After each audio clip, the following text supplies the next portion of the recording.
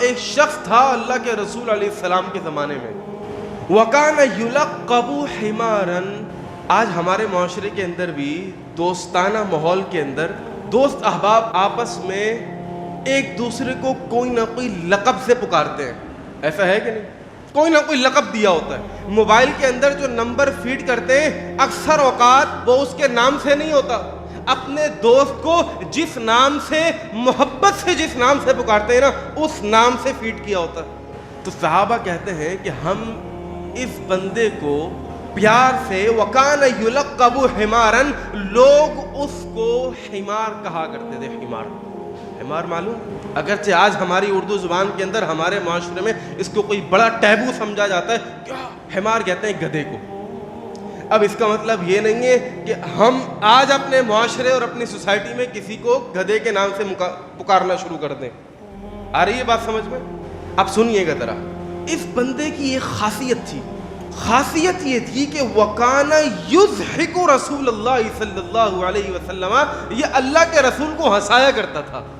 آج ہمارے گھر کے اندر بھی کچھ لوگ ایسے ہوتے ہیں بڑے چلبلے قسم کے ہوتے ہیں، ان کی زبان کے اوپر چٹکلے ایسے ہوتے ہیں کہ کوئی ایسی بات چل رہی ہے بیچ میں ایک ایسا جملہ بول دیا کہ سب دنگ رہ گئے، کیا جملہ بولا ہے، سب کو ہنسا کے رکھ دیا۔ محفل کے اندر کبھی بیٹھا ہوا ہے تو اتنا ہنسائے گا لوگ ہنس ہنس کے لوٹ پوٹ ہو جائیں گے، منہ چرنا شروع ہو جائے گا، اتنا ہنساتا ہے اللہ کا بندہ، اتنا ہنساتا ہے۔ تو حدیث کے الفاظ وَكَانَ يُضْحِكُ، یہ جب محفل میں بیٹھتے تھے تو اللہ کے رسول کو بہت ہنسایا کرتے تھے۔ وَكَانَ رسول اللہ صلی اللہ علیہ وسلم قد جلدہ فی الشراب فأتي به یوما فأتى فأمر به فجلد۔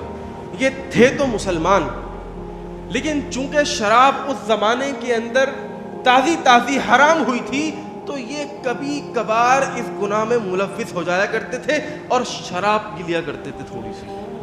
اب شراب پینا حرام ہے، اسلام کے اندر قطعاً حرام ہے۔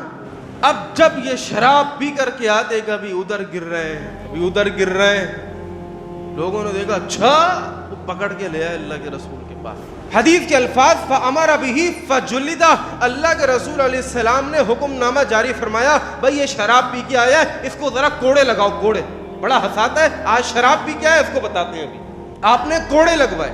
تو پتہ ایک بات یہاں سے پتہ چلتی ہے، یہ واقعہ آپ کو پورا سناؤں گا میں، لیکن یہاں تک سننے کے بعد جو ایک بات دماغ میں بیٹھتی ہے وہ یہ کہ ہنسی مذاق اپنی جگہ، محفل اپنی جگہ، دوستی یاری اپنی جگہ، لیکن جب اسلام میں کوئی کمی ہوگی، کوئی کوتاہی ہوگی، اللہ کے احکامات کی نافرمانی ہوگی تو پھر اسلام کا نفاذ ہوگا، چاہے وہ کوئی اپنا ہو یا پرایا ہو، وہ دوست ہو یا دشمن ہو، وہ کوئی بھی ہو، جب بھی اسلام کی احکامات کی نافرمانی ہوگی تنفیذ کی جائے گی۔ کوڑے لگائے گئے، فقال رجل من القوم، کوڑے لگائے جا رہے ہیں، ایک بندہ اٹھ کے کھڑا ہوتا ہے، کہتا ہے اللہم لعنہ ما اکثر ما یؤتہ بہ، اللہ کی لعنت ہو اس بندے کے اوپر، کتنے کوڑے لگائے جاتے ہیں اس کو، اور کتنی مرتبہ یہ شراب پی کر آ جاتا ہے۔ فقال النبی صلی اللہ علیہ وسلم، نبی علیہ الصلوۃ والسلام نے ارشاد فرمایا لا تلعنوہ، ارے اللہ کے بندوں اس پر لعنت ملامت مت کرو،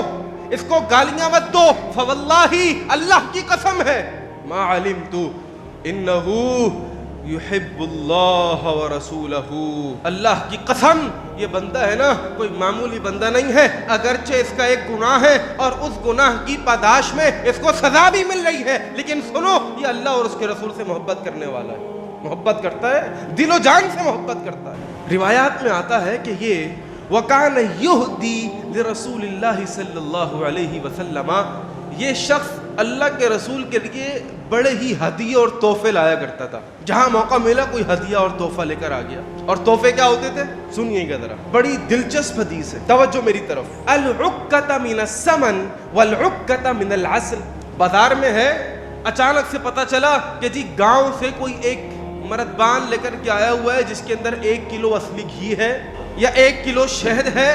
خالص چیز کی بڑی اہمیت ہوتی ہے، آج ہمارے یہاں بھی کوئی خالص چیز مل جائے نا انسان کی کوشش ہوتی ہے یار مجھے مل جائے، پتہ چل جائے کہیں سے خالص دودھ مل رہا ہے، ملاوٹ نہیں ہوتی، کیمیکل نہیں ڈالا جاتا، اراروٹ کا پاؤڈر ملایا نہیں جاتا، انسان کی کوشش یہ ہوتی ہے یار یہیں سے دودھ لوں۔ تو چونکہ یہ اللہ کے رسول سے محبت بڑی کرتے تھے تو کوشش ہوتی تھی کہ خالص چیز پیش کرو. حدیث کے الفاظ فَإِذَا جَاءَ صَاحِبُهَا يَتَقَاضَاهُ، انہوں نے بازار سے گھی خریدا، شہد خریدا اور لینے کے بعد جا کے اللہ کے رسول علیہ السلام کو دے دیا اور پیسے نہیں دیے اس کو. ہاں بھائی پیسے کہاں ہیں، بعد میں دوں گا.